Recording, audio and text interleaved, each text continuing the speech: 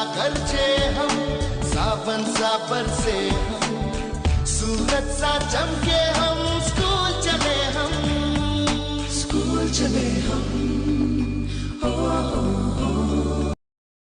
तो बच्चों कल हमने पढ़ा था रॉक्स के बारे में। तो रॉक्स होते क्या असल में, फिर से मैं आपको रिमाइंड करवाऊं कि रॉक्स होती हैं चट्टानें, ठीक है। तो rocks is composed of many minerals. Rocks बहुत सारे मादनियात से मिलकर बनती है।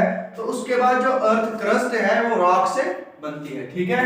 तो आज हमने पढ़नी है क्लासिफिकेशन ऑफ रॉक्स, लेकिन किस बेस पे? On the basis of mode of formation, कि उसके बनने का तरीका कैसे बनते हैं, क्या होता है उसमें।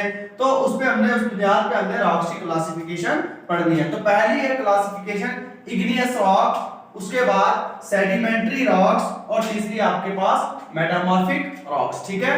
तो सबसे पहले हम पढ़ेंगे इग्नियस रॉक होता क्या है, also known as primary rocks. Igneous rocks को क्या कहते हैं? इग्नियस रॉक्स को प्राइमरी रॉक्स भी कहते हैं। उसके बाद नंबर सेकंड है आपके पास sedimentary rocks. Sedimentary rocks is also known as secondary rocks first, लेकिन उसके बाद थर्ड है आपके पास मेटामॉर्फिक रॉक्स। इनको हम कहते हैं सेकेंडरी रॉक्स, सेकंड भी कहते हैं, ठीक है।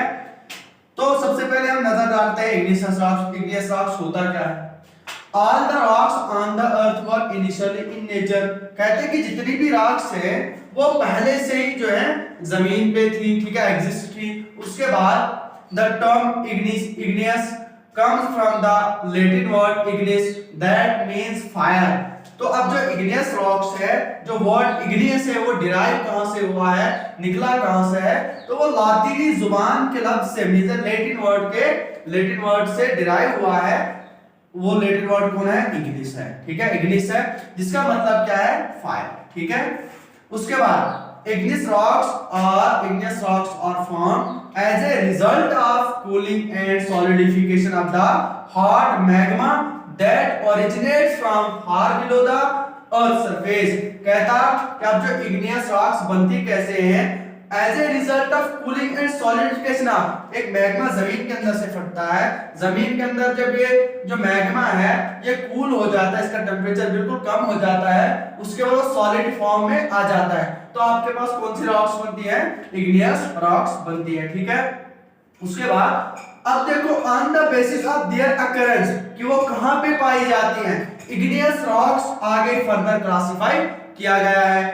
पहला जो है वो है एक्सट्रूसिव रॉक्स है, ठीक है, या दूसरा जो आपके पास इंट्रूसिव रॉक्स है। ये जो क्लासिफिकेशन किसकी? इग्नियस रॉक्स की, ठीक है। अब देखो बच्चों कि जो इग्नियस रॉक्स है इसकी जो फर्दर क्लासिफिकेशन है एक्सट्रूसिव रॉक। एक्सट्रूसिव रॉक क्या बनता कैसे है?